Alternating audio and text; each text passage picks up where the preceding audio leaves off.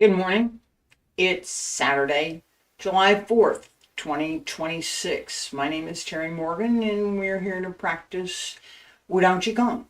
This morning, we're focused on teaching set 7. I presented that yesterday, 4 directions turning palm. 四上八章.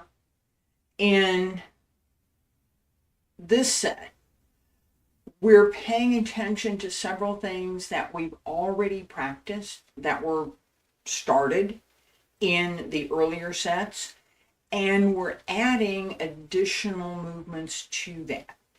As we go through the set, one of the things that we want to pay attention to from the teaching standpoint is whether or not the student is applying what they've learned.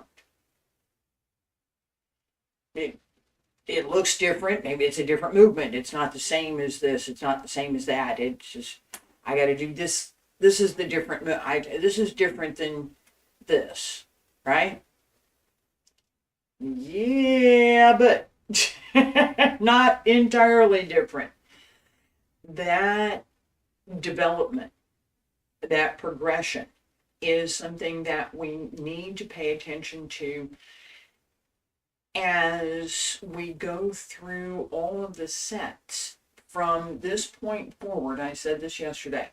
From this point forward, the movements don't get easier, they get more complicated. And as we're paying attention to the movement, the physical requirements for the movement, the breathing requirements for the movement. Where is the breath? And I'm going to talk a lot about that this morning. What are we doing in the movement? What are we paying attention to? What should we be paying attention to? And then add to that all of the things that we want to incorporate as part of internal practice. I talked about this with the idea that there's the basic movement, there's the basic concept that a beginning student has to learn. I have to get acquainted with the idea that I need to stand straight with my knees bent just a little bit and pull up through the torso, pull up through the crown of the head, keep the shoulders down and relaxed, and not wiggle around. Stand still. Standing still is hard. It really is. It's very hard. That development allows us to begin to develop other skills. If I can't stand still, I'm not going to be able to find my center. If I can't find my center, I can't use it. That's the physical center of gravity as well as the center of chi, which is the lower dantian. I can't find either of those if I'm fidgeting, if I'm moving around, if I can't stand still. That skill gives us the ability to do more. It's the same with the rest of the skills. So at the very beginning, ladies, right hand on the outside, gentlemen, left hand on the outside, we begin to coordinate movement and breath. The movement is simple. It's fairly easy to do. There's not a lot of strain that has to be put on any part of the body. It comes later. There's no, I'm on both legs. I just need to go up and down pretty much. As I learn that, once I can do that, now I can talk. Once a student can do that, I'll put it a different way. Once a student can do that, now we can talk about where those connections are. The Laogong, the centers in the palms, the lower dantian, the middle dantian. We can talk about the small heavenly circle from the lower Dantian down through the Huiyin, up the back through the Ming Men Jia Ji Yu Jin to the Huiyin, and down through the upper Dantian to the Renzhong, and then back down through the middle Dantian to the lower Dantian. That connection in the front at the Renzhong connects the Renmai and the Dumai, the two channels that make up the small heavenly circle. That's a lot to take in for a beginning student. That's a lot. Once the student learns this movement, and we introduce the idea that, well, this palm connection, the lower Dantian, the middle Dantian. Okay, we want to connect those three with the movement. Just three. Just three. Once the student is comfortable with those three, then it's time to introduce the whole circle. Not knowing that there is something more discourages people. That's all there is. I'm just going to do this movement and I'm going to wait a minute. That's kind of boring. No, you have to do it a certain way. And I mentioned this earlier, and I'm going to talk about it now, this idea of connecting the breath and the movement. Again, we're doing that with this very first movement. As we practice, as we start developing the skill in any given movement, moving slowly is ideal. Moving extra slowly gives us a chance to find any blockages, anything that is getting in the way of doing that movement, and then bringing that knowledge that we've gained from practice back into a more coordinated breath and movement gives us two opportunities to learn something that we don't get otherwise. Moving very slowly, and we're going to do this, gives us the opportunity to examine each movement, each change of weight, each shift, everything we're doing in that one movement. Moving through the movement, using the breath, using the combination of the physical breath, the internal breath, the qi, the physical body, and the kinetic energy that we have as part of movement, as well as the internal energy, Jing, to extend the movement, extend through the movement, is where we want to go. First set, as we move slowly, I'm going to introduce this in just a second. This is set 7, turning palm. And as I was talking about earlier, this assumes that the student has already been introduced and has some capability in doing some of the other moves. Pushing the mountain, we push with 2 hands here. In turning palm, it's here. This is still push. It's still, there's still ward off in here. All right, this is push, pong. So is this. There is as you saw, there's a dynamic and a turning through the waist that we want to include.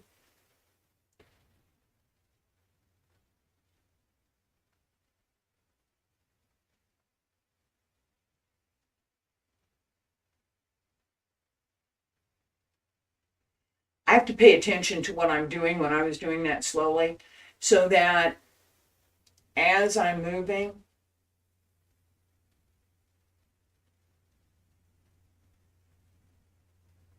The placement is correct, except I didn't move my feet. Mm-mm. That turning through the waist, movement through the legs, and I'm going to show that in just a second, that turning through the waist and that movement through the legs gives us the whole movement. Learning all of that at once, because what it appears to be is not what it is. That's something that the student needs to learn sooner. The idea that as we're moving, right? I'm the first exercise. Okay, that looks pretty simple. I just bring my hands up and put my hands down and breathe together with that. That's good. That's fine. That's boring. That's not all there is. This turn, together with the movement in the foot, makes the movement look bigger than it is. Pay attention to my hands. As I move into this turn, just pay attention to the alignment of my hands.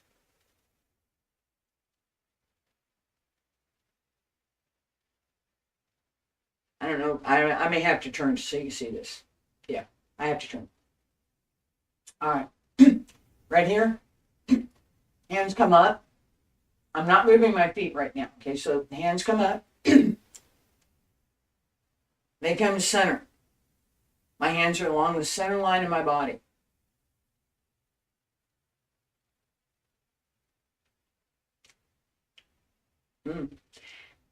As I turn to push out, that's where they stay. It appears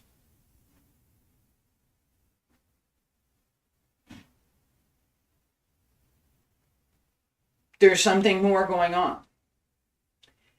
The reason it appears that way is that, excuse me, is that my body is moving, my arms are moving, my hands are moving, and the turn through the waist is carrying the movement.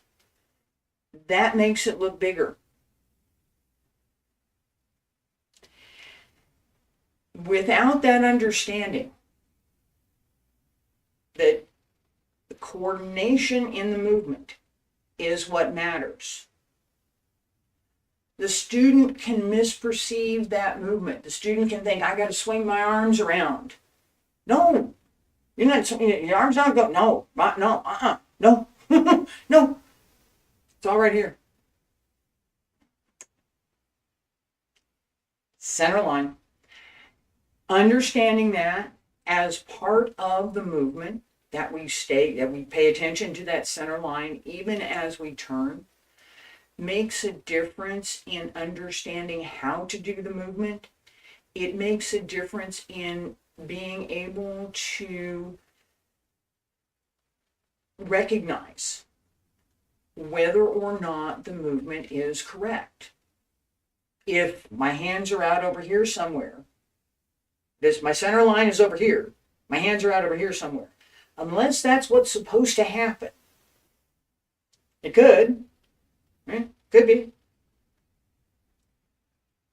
My hands are supposed to be out on both sides in this set. The body alignment is still through the center.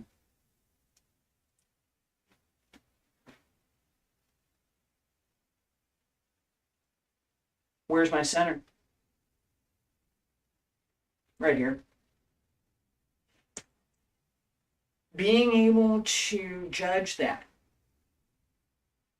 each person for him or herself, needs practice, and it needs the tools. You're supposed to look for this. Tell this. The teacher has to tell the student, look for this. You're supposed to pay attention to this. At some point in the training. Now, this could be, someone who is trained in gymnastics or has played sports. I use these analogies a lot. Dance. These folks have learned through those exercises how to pay attention to that center. Someone who's not studied anything, who's just getting started, they're just coming to class, they're just starting to learn. How do they know? Teacher has to tell them. Too much, the person can't retain it. Too little, and there's a lack of interest. That's all there is? Okay. All right. In turning palm, we have footwork as well. Shift to the right, and I'm on my toes. My heel is up. Half step. Push forward, push down into the heel as I push forward. The back leg extends. I don't go beyond my knee with the front leg.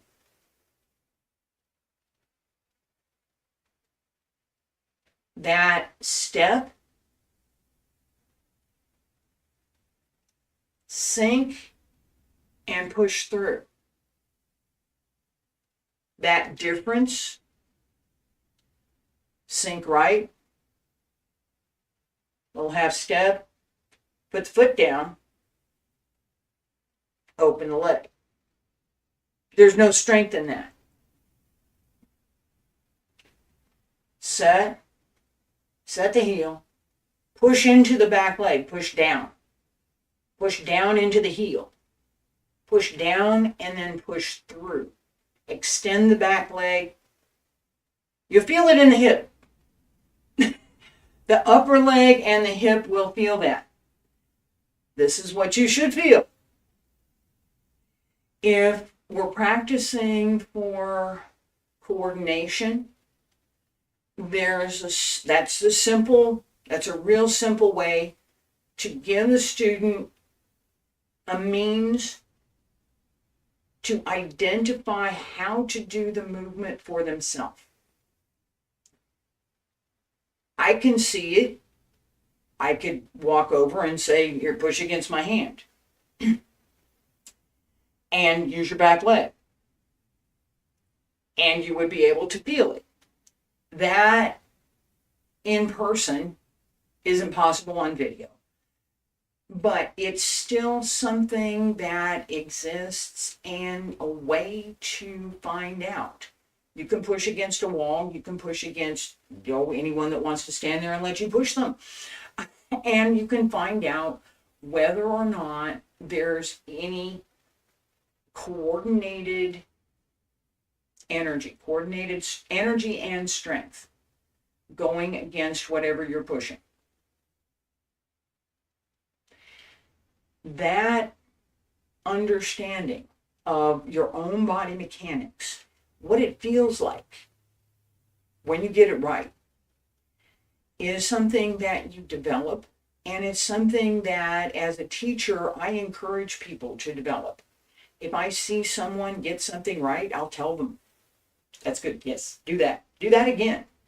Sometimes they're not quite ready to do that again. I did that, but I wasn't sure what I was doing, but I did it. It happens. Knowing what is and is not correct gives you that skill to make it happen again. What did you do? Well, let's see. I set my back, shift, extend. That was good. Because there's energy here. You can see it. In person, you can feel it. That connection. This is not connected.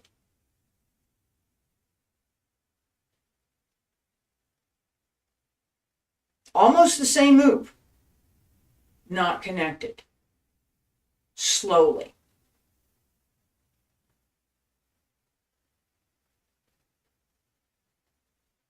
Yes, I am moving. I said slowly. Slowly.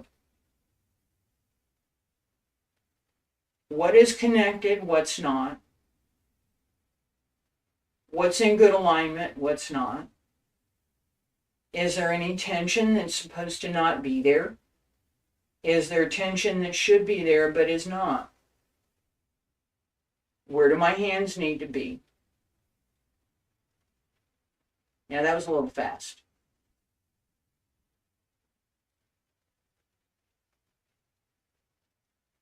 I'm getting there. I'm getting there. I'll get there in a minute. The slow, continuous movement through the whole body that asks us to pay attention to each and every small movement. Everything that we're doing, we have more than enough time to scrutinize. There's more than enough time for me to understand where I should be, which is back just a little bit further with my hands, because where my weight is. And as I transfer the weight, pull the foot in. I do leg work needs. I need to work on the legs a little bit for the slow work. And come back to center.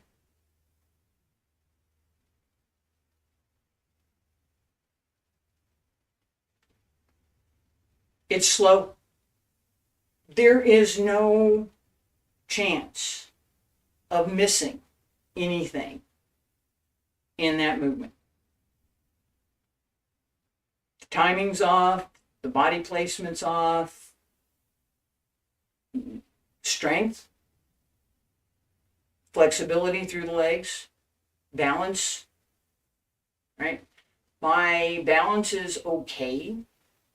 I haven't been doing as much on my one leg stances as I used to, so I got to work on it. That is something that we recognize easily when we're moving slowly. We can find it. We got plenty of time. When we're moving more quickly, and I'm going to go to the other side, and this is not fast, this is just more quickly, right? So as I sink, come up, right? Both hands up, settle in through the legs, sink down more, and push through.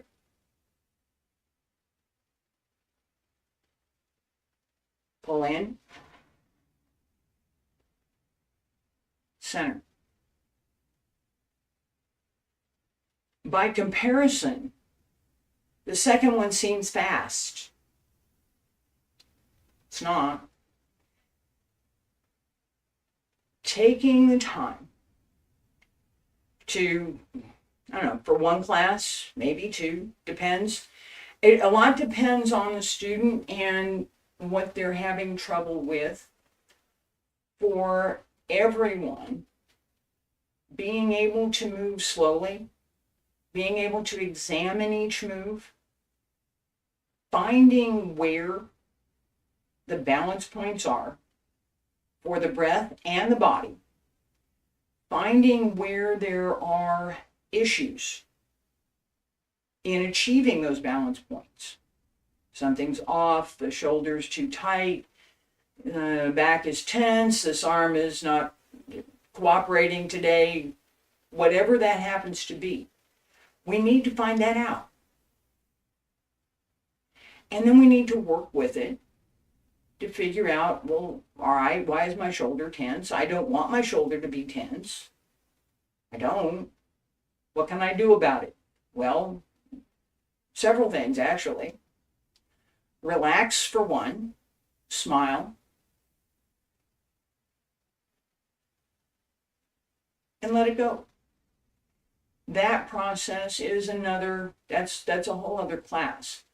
For this class, paying attention to this movement slowly gives us a chance to find where to work on, whatever it is. Okay, so tension in the shoulder, tension in the mid-back, issues with the legs. This needs some This needs a little bit more body work because there needs to be some stretching and some extension in the muscles and tendons and ligaments to be able to do this movement smoothly.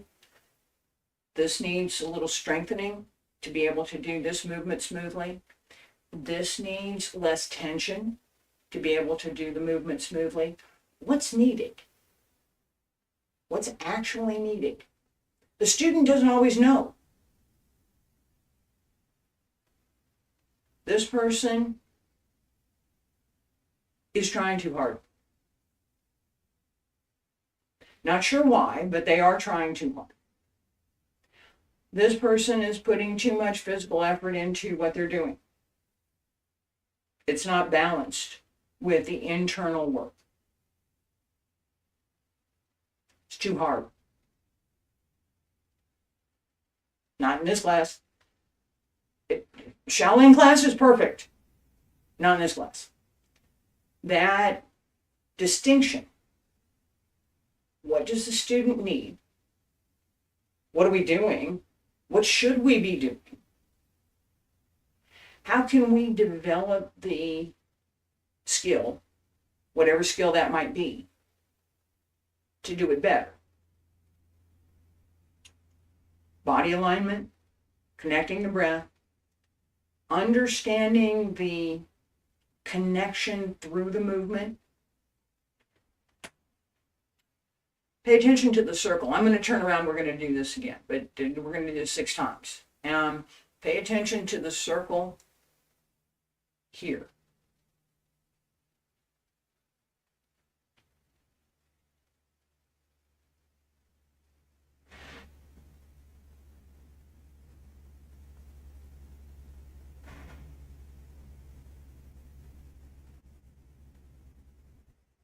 Right?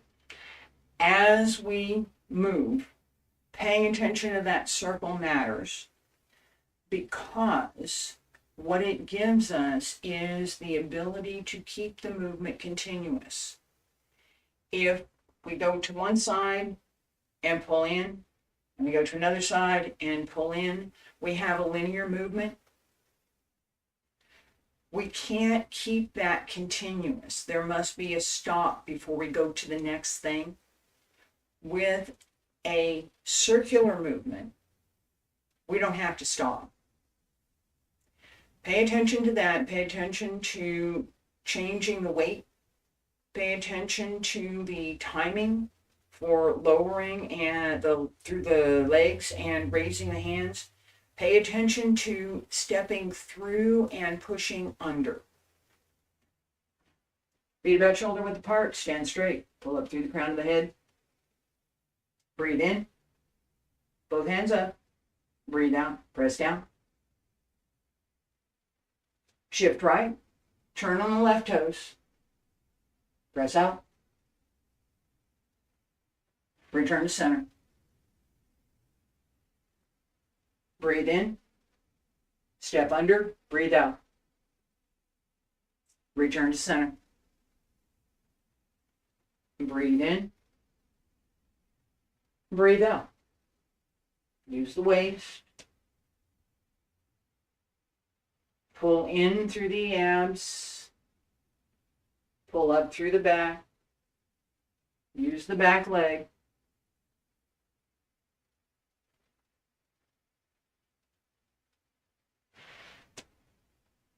Don't overextend, don't underextend.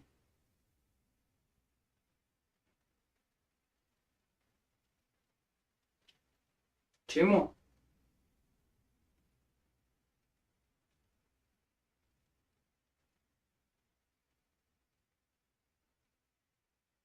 Pay attention to the breath. Connect the movement.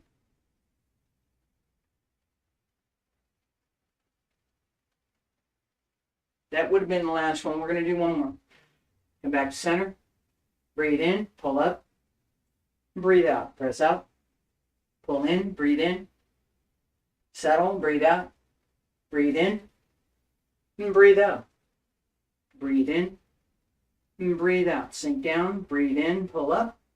Hands down along both sides, breathe out, pull up through the crown of the head, raise the heels and lower. Stay there, breathe in. Breathe out. Breathe in. And breathe out.